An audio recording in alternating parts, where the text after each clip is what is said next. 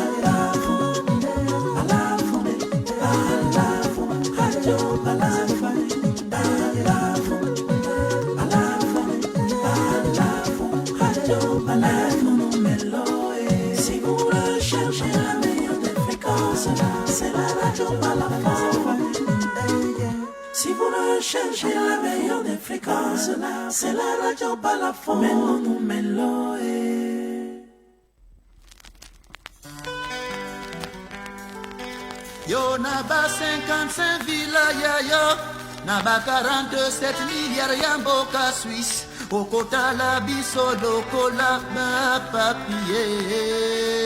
papier hygiénique.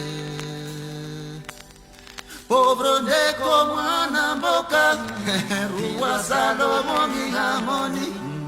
Vanité ya vanité, tout est vanité. Lombitane, lombitane. Musique qui a passé, style ya tango ya bawendo. Exactement ka Jean Bosco Mwenda.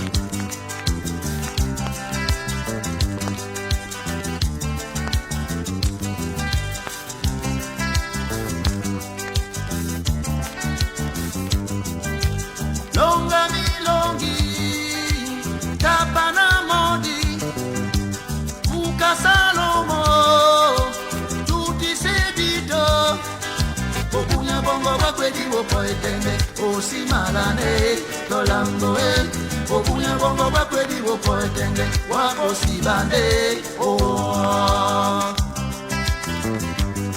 Tu as soif, un seul verre d'eau suffit, mais il te faut tout un océan. Oh mon frère Kamel, 55 villas, 47 milliards en Suisse. Tu ne peux manger un poulet entier, ton estomac est toujours le même. Et puis tu es aussi fatigué, aussi déçu et plus cocu qu'avant.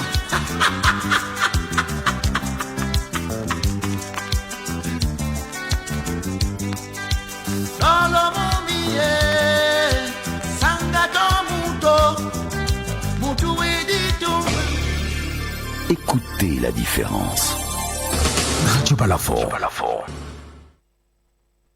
L'hôpital La Quintini de Douala, toujours à votre écoute et encore plus proche de vous propose chaque semaine un programme d'éducation à la santé. Tous les samedis, un spécialiste répond à vos questions de santé. La Quintini avec vous sur Radio Balafon.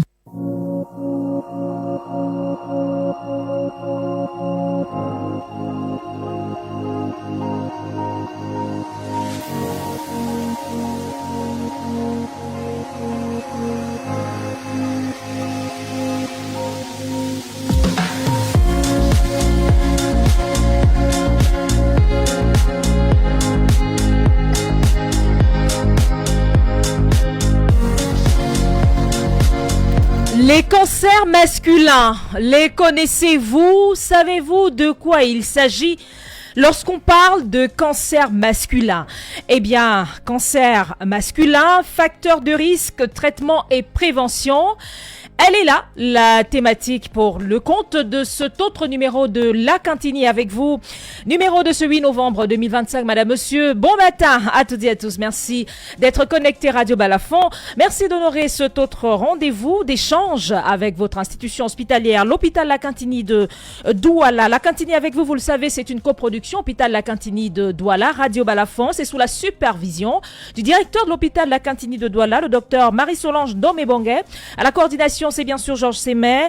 Et pour tout nous dire sur les cancers masculins ce matin, le docteur Alex-Stéphane Noira, qui est urologue en service à l'hôpital La Cantini de Douala. Le 650 25 25 50, c'est le numéro qui vous permettra d'échanger avec notre spécialiste ce matin. Ne manquez donc pas de le composer 650 25 25 50 et bien sûr, il se fera un plaisir et davantage un devoir d'apporter de la lumière à ce qui semble incompréhensible, à ce qui semble flou au sujet des cancers masculins. À la mise en onde ce matin, Ibrahim Donasabé. À ce micro, Gertrude Fernand Bidjoka, madame, monsieur. Merci de nous recevoir chez vous. L'hôpital La Cantini de Douala.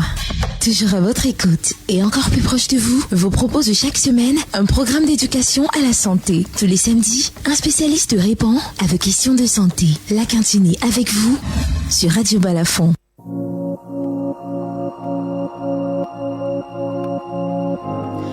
Un spécialiste pour répondre à vos préoccupations ce matin, le docteur Alex-Stéphane Noira. Bon matin, doc. Bonjour, madame Idjoka, j'espère que vous allez bien. Par la grâce de Dieu, oui. Et j'espère pour vous aussi. En tout cas, je me dis, si vous êtes là, c'est que ça va. Oui, ça va bien. Bonjour aussi à vos auditeurs et téléspectateurs. Bien sûr, vous pouvez nous suivre également sur la page Facebook Radio Balafon officielle. Les internautes connectés en ce moment. Depuis le 4 novembre, et donc depuis 4 jours, l'hôpital La Cantini de Douala organise, docteur Macon, une campagne de sensibilisation et de prévention des cancers masculins dans le cadre du concept Novembre Bleu.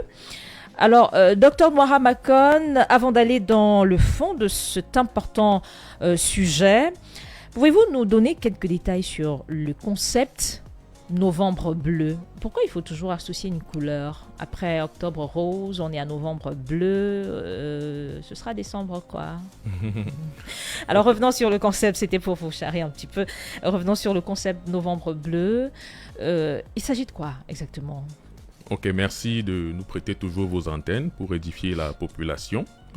Je tiens à remercier notre top management qui co-dirige cette activité médiatique parce que ce dynamisme permet que les populations se rapprochent des structures hospitalières et cela va améliorer leur santé. Donc, il faut dire que le novembre bleu, bleu c'est une couleur un peu masculine, le novembre bleu c'est ce mois-là que nous consacrons à la prévention et à la sensibilisation des cancers typiquement masculins. Ce sont des cancers qui existent, on n'en parle pas beaucoup, ils existent, ils tuent. Et donc, depuis un moment dans le monde, cette mouvance dans le monde a donc décidé de consacrer un mois, un espace au cancer masculin. C'est donc dans ce cadre-là que la Cantini apporte sa contribution pour la population en organisant cette campagne massive de dépistage et de diagnostic des cancers masculins. Et sur le thème pour cette année, on retiendra qu'il mettait l'accent sur quoi précisément? Le thème cette année met l'accent sur la prévention. C'est très important la prévention parce qu'on s'est rendu compte que lorsqu'on fait une bonne prévention, on réduit ou alors on améliore la suivi sur le long terme de plus de 60%. Docteur Noira Macon, quelles sont les différentes formes de cancer masculin et à quel âge exactement est-ce qu'un homme est exposé? D'accord. Les cancers masculins, typiquement masculins, c'est en fait des cancers des organes que les femmes n'ont pas. D'accord. Les 3 principaux cancers dont je vais parler, c'est le cancer de la prostate, le cancer des testicules, le cancer du pénis, qui est encore plus rare, mais il existe. Cancer du pénis? Oui. C'est-à-dire qu'il a quoi le pénis concrètement? Le pénis a un cancer, il a des érosions, il a des déformations, et puis, bref, le pénis a un cancer. Il prend du volume, il est perforé, c'est ce genre de... Oui, on va y arriver. Oui. On va développer dans le cours de l'émission. Alors, docteur Macon, on a parlé de ces 3 cancers, les testicules, la prostate et le pénis en lui-même. Alors, quels sont les facteurs de risque qui peuvent conduire à un cancer masculin? D'accord, on va commencer par le cancer le plus fréquent, qui est le cancer de la prostate. Alors, lui, il a plusieurs facteurs de risque. Le premier facteur étant l'âge. On sait qu'à partir de 50 ans, on a plus de risques d'avoir un cancer de la prostate.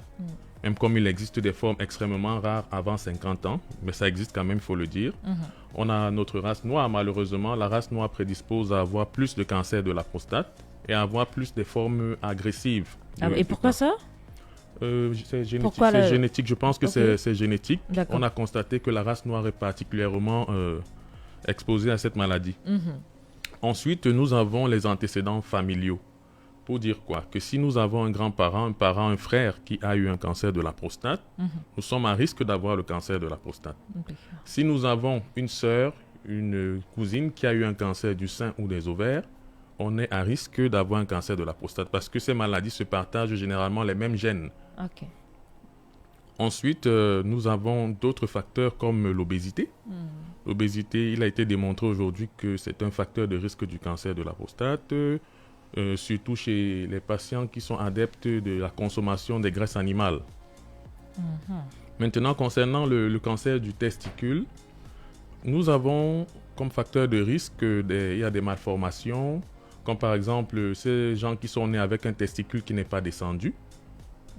Oui, c'est un facteur de risque du cancer du testicule. Il y a d'autres anomalies comme l'infertilité. Un patient peut venir pour infertilité, on se rend compte en fait qu'il a un cancer du testicule. Il y a la consommation des perturbateurs endocriniens. Et c'est son infertilité qui est à la cause de son cancer du testicule?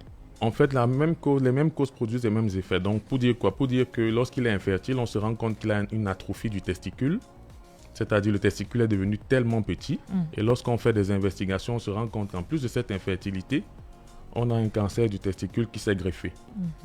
Concernant le cancer du pénis, on a principalement un problème d'hygiène. Ça veut dire les hommes qui ont plusieurs partenaires sexuels dans leur vie, qui ont une mauvaise hygiène, c'est-à-dire qu'après avoir eu un rapport non protégé, ils ne se nettoient pas. C'est un facteur de risque d'avoir le cancer du pénis. Et vous savez, il y a encore des hommes au Cameroun qui sont pas circoncis. Le fait de garder son prépuce long au-dessus du gland fait en sorte que des débris, des saletés s'accumulent à l'intérieur et ce sont des facteurs de risque d'avoir un cancer du pénis plus tard. Alors, on énumérait là les facteurs de risque de cancer masculin. Docteur Noira Macon, vous avez parlé tout à l'heure du cancer de la prostate comme étant l'un des cancers les plus fréquents. Pourquoi cela? Pourquoi? Écoutez, c'est un cancer, je vous ai donné des facteurs de risque. Ce sont des facteurs de risque qu'on retrouve dans notre contexte. Je vous ai parlé de l'âge, je vous ai parlé surtout de la race. Donc, c'est une exposition particulière. On a 2200 nouveaux cas au Cameroun. Je parle du Cameroun. De cancer de la prostate. 2200 nouveaux cas de cancer de la prostate au Cameroun par an. Donc, quand janvier commence là, on sait que avant la fin de l'année, on aura atteint 2200. Et maintenant, si les patients commencent à venir à l'hôpital, peut-être ces chiffres vont augmenter, qui sait. Ah, parce que jusqu'ici, vous avez le sentiment que ce n'est pas le cas. Il y a beaucoup qui sont dans les quartiers avec cette... Bien sûr. On a même l'impression qu'à force de faire ces campagnes de dépistage, les patients viennent de plus en plus nombreux et on les dépiste de plus en plus. Donc, la prévalence pourra augmenter avec le temps. Une question qui est souvent, ou alors une attitude, est-ce qu'elle est correcte, docteur Noira Macon? Le fait de jouer régulièrement me protège du cancer de la prostate. Est-ce que c'est vrai? Alors, tout est parti du fait que la prostate a certaines sécrétions. Les sécrétions de la prostate, on s'est dit qu'en analysant ces sécrétions-là, on a vu que ça contenait beaucoup de substances qui contiennent des radicaux libres, qui contiennent des toxiques produites par la prostate. Et donc, on est parti de cette hypothèse que ces substances, lorsqu'elles sont en contact avec la cellule de la prostate, elles pourraient développer le cancer de la prostate. Donc, des études ont été faites pour voir si il y a une association avec le fait d'éjaculer fréquemment et d'avoir et d'être protégé d'un cancer de la prostate. Donc, à ce jour, on ne peut pas être péremptoire. Hein, D'accord. pour On dire ne peut pas que- dire oui, on ne peut pas dire non. On peut pas affirmer ça. Donc, je n'oserais pas le dire en D'accord. plateau. Et c'est compréhensible, docteur Noahamakon. Alors, lorsqu'on dit « j'ai la prostate », docteur, qu'est-ce que ça signifie concrètement? Oui. Parce qu'en Euh, réalité, si on a étudié les parties du corps humain, on sait qu'un homme, normalement, a une prostate. Tout le monde, donc, enfin, tous Oui, les hommes. oui, effectivement, très bonne question. Vraiment très bonne question parce que c'est une phrase qu'on entend beaucoup. J'ai la prostate. J'ai la prostate. Il J'ai a la la- prostate. il a la j'ai prostate. J'aimerais dire à tous vos téléspectateurs et auditeurs que la prostate est un organe, est une glande Pas comme une les maladie. yeux, Mhm. comme les oreilles. Ce n'est pas le nom d'une maladie. C'est La- comme quelqu'un me dirait « j'ai les yeux Exactement. Donc la prostate, c'est un organe qui aide à la fabrication du sperme. C'est ça son rôle normal. Ce n'est pas une maladie, j'ai la prostate. Il faut pouvoir le comprendre.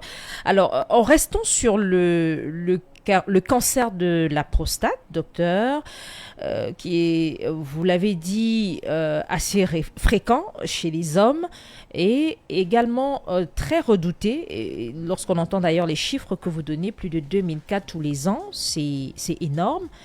Alors, quels sont les signes, docteur, qui devraient sonner l'alerte? Avant d'y arriver, on a le premier auditeur qui se signale, nous fait signe Ibrahim. Au téléphone, allô, bon matin. Oui, bonjour. Comment je vous appelle, monsieur? Et moi, c'est Monsieur Philippe Claude. Tonga Philippe. Alors, je ne sais pas si... Tonga Philippe. Alors, nous, on a beaucoup de mal à vous écouter. J'espère que l'échange va pouvoir se faire. Le docteur Macon vous écoute, monsieur. J'ai pas, Bon, j'ai pas compris le nom.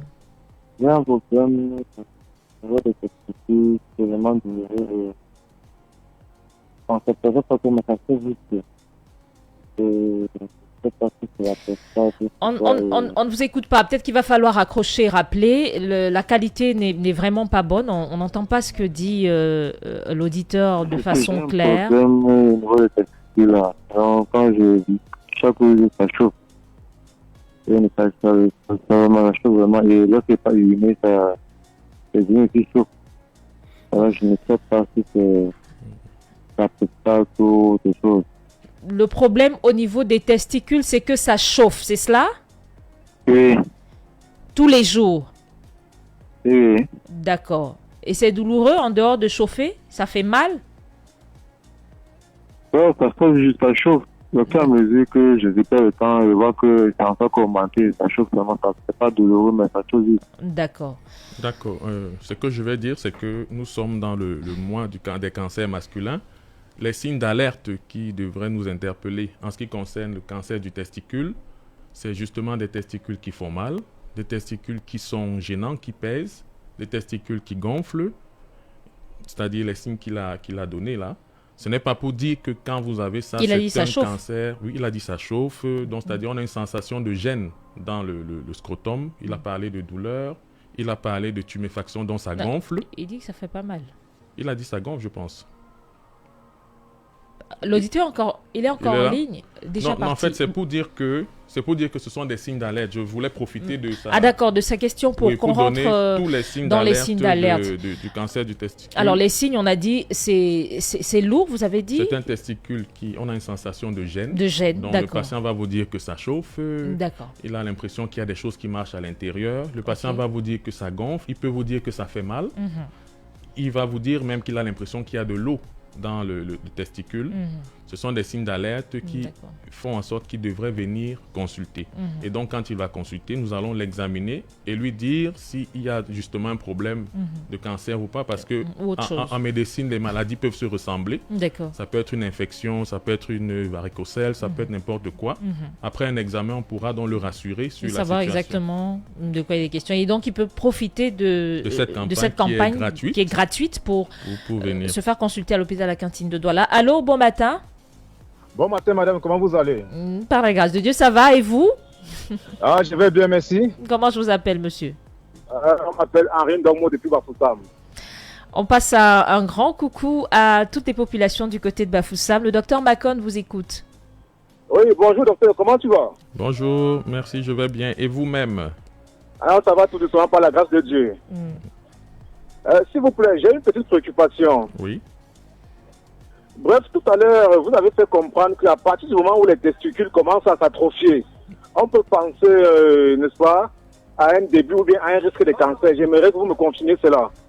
Oui, une atrophie testiculaire est un facteur de risque du cancer du testicule, je l'ai dit.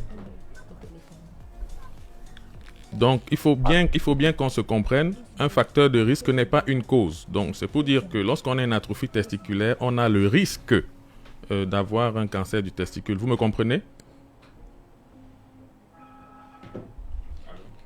Allô, docteur? Oui. Je suis là, je vous écoute. Je disais que facteur de risque ne veut pas dire cause. D'accord. D'accord. Lorsqu'on a une atrophie testiculaire, c'est un facteur de risque d'avoir un cancer du testicule.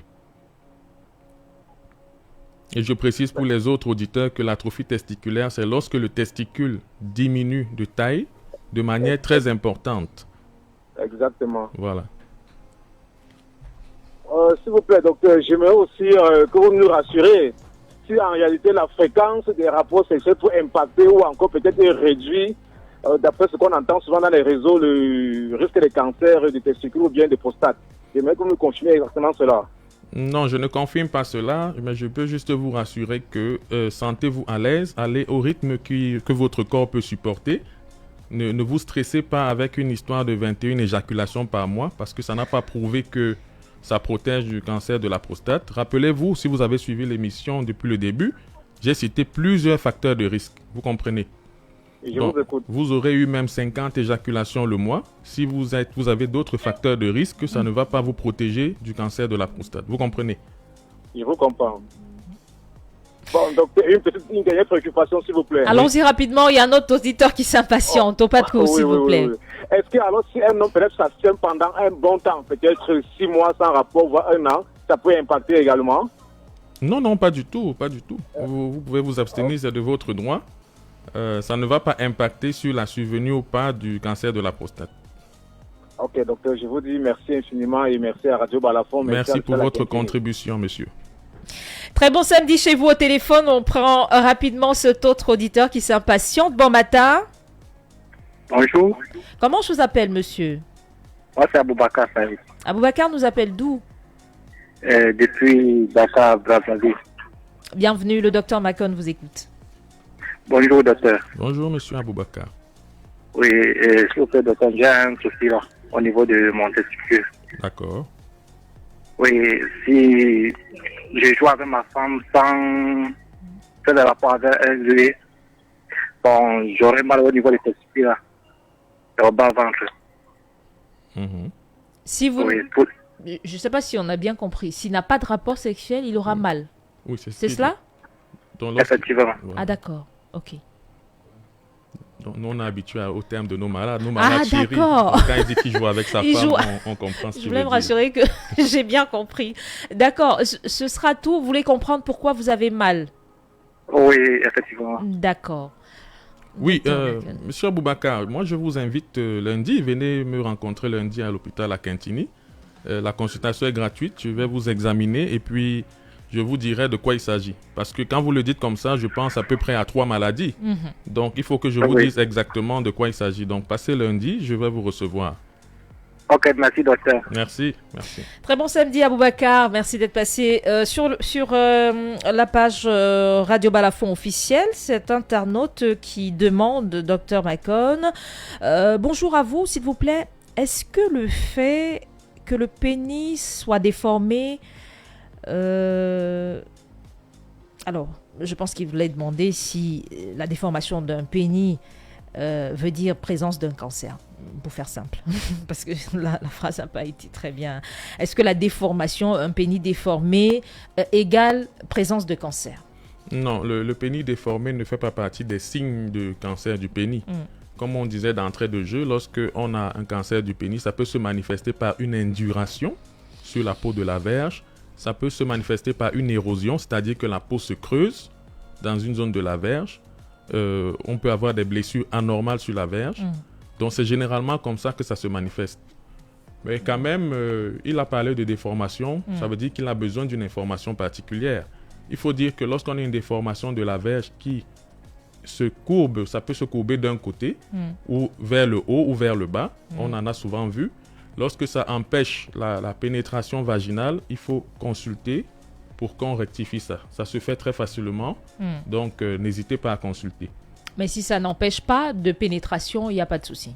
Non, si ça n'empêche pas la pénétration, ça peut être déformé, il n'y a pas de souci. Voilà. Mais il faut toujours consulter parce qu'on aura besoin de voir un peu le degré d'angulation de la verge pour l'aider. Il y a des maladies, je peux citer une ici, comme la maladie de la péronie, où on a une sorte de fibrose, un durcissement du corps caverneux. Le corps caverneux, c'est lui qui prend le sang lorsque la verge se met en érection. Donc, lorsque ça durcit d'un côté, la verge est obligée de se tordre. Donc, si c'est le cas, on soigne ça. On peut corriger ça. Ça se corrige facilement. Au téléphone, allô, bon matin. 650 25 25 50. Allô, bon matin. Allô. Bon matin, monsieur. Comment je vous appelle? Je m'appelle monsieur Famecon Dominique, depuis Mbouda. Un grand coucou à toutes les populations du côté de Mbouda. Bienvenue, le docteur Macon vous écoute. Oui, docteur Macon, bonjour. Bonjour, monsieur Famecon. Merci beaucoup. Je voudrais savoir si on peut prévenir la prostatite, monsieur Macon. Ok, la prostatite, c'est une inflammation de la prostate qui est généralement due à une infection. Donc, pour la prévenir, il faut éviter d'avoir des infections. Oui. Pour éviter d'avoir des infections, on sait ce qu'il faut faire. Il ne faut pas avoir plusieurs partenaires sexuels ou alors avoir des partenaires sexuels se protéger lorsqu'on a des rapports sexuels. Oui. Voilà. Maintenant, d'un autre point de vue... À moins qu'on soit polygame. Voilà. Mais il faut avoir une vie sexuelle saine. Saine, voilà.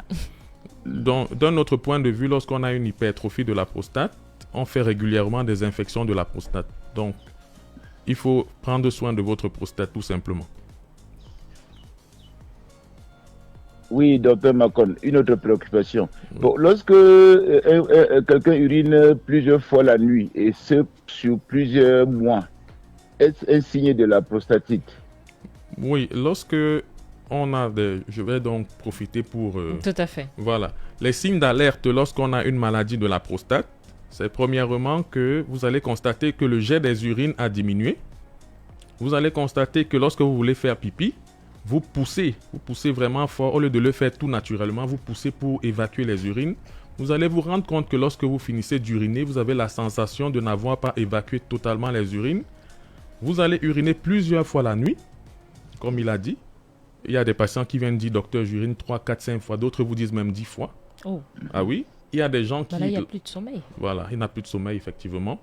Il y a d'autres qui n'arrivent pas à garder les urines. Le temps d'une émission, là, si l'envie d'uriner arrive, il est obligé de courir, sinon il va mouiller sa culotte. D'accord. D'autres signes aussi très importants, c'est qu'on peut avoir du sang dans les urines, on peut avoir du sang dans le sperme. Oh. Monsieur Fourmé, quand vous êtes là? Oui, je suis là. Mais voilà, monsieur... j'ai préféré vous donner tous les signes d'alerte une fois, et les autres auditeurs aussi vont en profiter. Merci beaucoup. Et donc, dans les cas les plus graves, les plus avancés, on a des douleurs osseuses, qui sont des signes du cancer de la prostate. Une autre préoccupation. Oui, monsieur Fourmecon. Vous avez parlé de l'atrophie du testicule. Oui. Bon, c'est-à-dire quand le testicule diminue de volume, c'est un facteur de risque. Bon, maintenant, quand le testicule prend du volume et fait mal, une douleur atroce, ça peut être quoi? Est-ce que cela est aussi lié à un facteur de risque du cancer chez les hommes? Non, à ce moment, ce sont des symptômes, ce sont des signes que nous avons. Lorsque le testicule gonfle et il fait mal, chez un enfant, on doit d'abord penser à une torsion du testicule. Je me permets de donner ce diagnostic parce que ça permet aussi de sensibiliser. Lorsqu'un jeune homme de moins de 30 ans, prenons cette tranche d'âge-là, a une douleur testiculaire qui s'installe brusquement, il faut l'amener urgemment à l'hôpital. Ça peut être une torsion du testicule. La torsion du testicule, lorsqu'elle a fait plus de 6 heures, il faut simplement couper le testicule, vous comprenez. Et torsion, ça signifie quoi, Doc? Le testicule, vous comprenez que c'est une glande qui est comme une bille. Et au-dessus de la glande, il y a ces vaisseaux qui arrivent, ces vaisseaux qui le nourrissent, qui arrivent. D'accord, sur la bille. Sur un cordon. Donc, les jeunes hommes dont je parlais ont une maladie qu'on appelle la torsion, dont le testicule se retourne sur lui-même, dont le cordon se tourne sur lui-même, il s'étrangle. Et donc, l'oxygène n'arrive plus dans le testicule. Et ça fait mal, ça fait très mal, ça fait extrêmement mal. Et si le malade n'est pas pris en charge en urgence, il va perdre son testicule. Donc c'est une maladie importante que la FON nous donne l'occasion de décrire ici. Donc maintenant, pour les autres patients, on peut avoir une infection du testicule, ça peut arriver. Et il y a d'autres maladies comme le cancer du testicule. Merci infiniment du côté de Mbouda, c'est bien cela. On repart, c'est le dernier, on est déjà tenu par le temps. Allô, bon matin. Allô? Bon matin, monsieur, comment je vous appelle? Oui, moi c'est Clément. Monsieur? Monsieur Nassimili. Nous appelle d'où? Oui, je vous appelle de mon enfant. Le docteur Macon vous écoute. Oui, en fait, j'ai un souci. Mon fils, il a 9 ans. Il a un seul testicule. Il a? Oui, un seul testicule. Ah, d'accord. Oui, au départ, quand à sa naissance, on m'a dit non, le testicule va disparaître. J'ai mon fils, il a 5 ans, 6 ans. Il a rien. À un moment, il sent mal, je voulais savoir qu'est-ce qu'il faut faire. En fait, quand on est à l'hôpital, mais il n'y a pas de solution. Ok, merci monsieur. Je suis très content que vous ayez cette préoccupation parce que ça permet d'édifier encore le large public. Vraiment, merci beaucoup. Le testicule, lorsque l'enfant est dans le ventre de sa maman, c'est-à-dire, disons même 4 mois de vie, le testicule se trouve dans le ventre. D'accord. 4 mois, 5 mois, 6 mois, le testicule commence à descendre, il quitte du ventre pour se retrouver au fond de la bourse en bas. C'est ce qui se passe normalement. Donc, le testicule arrive au fond de la bourse à l'âge de 8 mois dans le ventre de maman. Donc, quand un enfant naît, il devrait avoir ces 2 testicules dans les bourses. Si l'enfant n'a pas le testicule dans les bourses, à quoi est-ce qu'on s'expose? Vous savez que dans le scrotum en bas, la température à l'intérieur est à peu près de 35 à 36 degrés, qui est la température idéale pour fabriquer les spermatozoïdes. Tout à fait. Donc, lorsqu'un testicule se retrouve dans le ventre, il est dans la température que vous connaissez de 37 degrés. Donc, plus élevé. Voilà, plus élevé. Donc, la première chose, c'est que le testicule ne va pas bien se développer. Il pourra développer un cancer plus tard. C'est la première chose. La deuxième chose, le malade peut développer une infertilité parce qu'il ne pourra pas fabriquer les spermatozoïdes. Vu que c'est pas dans la bonne température. Vu que ce n'est pas dans la bonne température. Donc, il est recommandé aujourd'hui de ne pas attendre plus de 2 ans pour venir se faire. C'est-à-dire, une fois que l'enfant ne porte plus les couches, on fait descendre ce testicule par voie chirurgicale. Donc, monsieur, à l'âge de 9 ans, il faut courir, monsieur, courir à l'hôpital pour qu'on mette le testicule là dans la bonne position parce que c'est un testicule qui est à risque. Vous m'avez suivi? On imagine qu'il a bien suivi, manifestement déjà parti l'auditeur, mais on le pense, il a bien suivi. On sort par cette appréciation de la campagne en cours, la campagne de sensibilisation et de prévention des cancers masculins à l'hôpital La Cantine de Douala. C'est en cours depuis le 4 novembre. Docteur, les activités prévues, elles sont prévues jusqu'au 14 novembre. Jusqu'ici, comment est-ce qu'on apprécie le déroulé? Ça se passe très bien. Nous remercions la coordination avec M. Georges Semé qui a fait une très bonne communication parce que nos chiffres de consultation ont quasiment triplé depuis lundi. Donc, les hommes adhèrent à ce projet-là et c'est une très bonne chose. Nous dépistons les malades Et je pense que c'est une très bonne chose. On a parlé de 3 cancers, on n'a pas parlé du cancer du sein chez les hommes. Oui, ça existe. Le cancer du sein existe. Les hommes ont les seins. C'est vrai que la glande mammaire de l'homme n'est pas très développée. Oui, mais les hommes ont les seins et les hommes font le cancer du sein. Ça existe. Georges Sémé, ses seins se portent bien, sa prostate également. Il nous a rejoint. Bon matin, Georges. Bon matin, Gertrude. Bon matin. Je suis pas médecin. Qu'est-ce que j'en sais? Oui. Merci au docteur Noam Akonbose. Félicitations. Nous tenons à saluer notre direction qui a impulsé ce mouvement de communication. Nous saluons également tous les auditeurs et followers de Radio Balafon, juste pour dire qu'une campagne peut en cacher une autre, parce que dès le 10 novembre jusqu'au 14, nous avons une nouvelle campagne qui concerne cette fois-ci le diabète, qui est également une maladie de santé publique qui intéresse tout le monde, les hommes comme les femmes. Donc, à partir du 10 novembre, nous aurons des dépistages gratuits du diabète, de l'hypertension artérielle et de la neuropathie. La suite des activités, ce sera des causeries éducatives, des ateliers pratiques. Il y aura également l'insulinothérapie, la nutrition du patient diabétique, etc. Donc, la communication va s'intensifier également à ce niveau et les populations seront informées en temps réel sur les différents types d'activités qui seront menées. Et tout cela est très bon à savoir. Malheureusement, on ne peut plus prendre d'auditeurs au téléphone. On est contraint de nous en aller. On est largement allé au-delà du temps imparti. Point final donc à cet autre numéro de La Cantini avec vous. Merci infiniment, madame, monsieur, d'avoir été des nôtres. Docteur Macon, merci. Merci. Et pour tout, merci également, Georges Sémé. On se dit à... On se sent très bien à Radio Balafon. Merci à vous. Ah, merci. Merci, c'est bon de le savoir. Point final, madame, monsieur. Donnons-nous rendez-vous samedi prochain, si Dieu le veut, pour une autre thématique, un autre moment d'échange, de partage, d'apprentissage, d'édification avec votre institution hospitalière, l'hôpital La Cantini de Douala. Merci de rester connectés sur Radio Balafon. Les programmes se poursuivent. Agréable écoute à toutes et à tous. Bon samedi. L'hôpital La Cantini de Douala, toujours à votre écoute et encore plus proche de vous, vous propose chaque semaine un programme d'éducation à la santé. Tous les samedis, un spécialiste répond à vos questions de santé. La Cantini avec vous sur Radio Balafon. Radio Balafon. Construit sa programmation musicale sans appel d'offres. Pas besoin.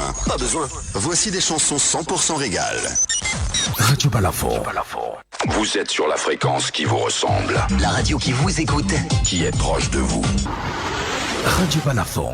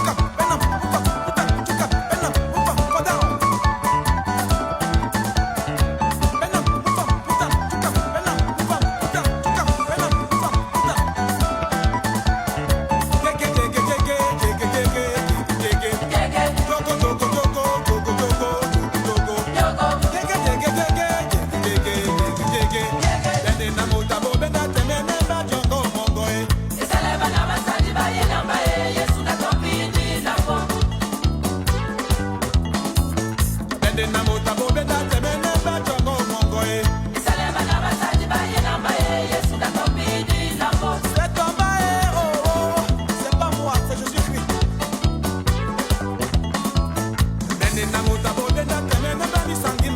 bae. Célèbre na basadi baye na baye. Yesu na tombini labo. C'est tomba. Dende na mota bo denda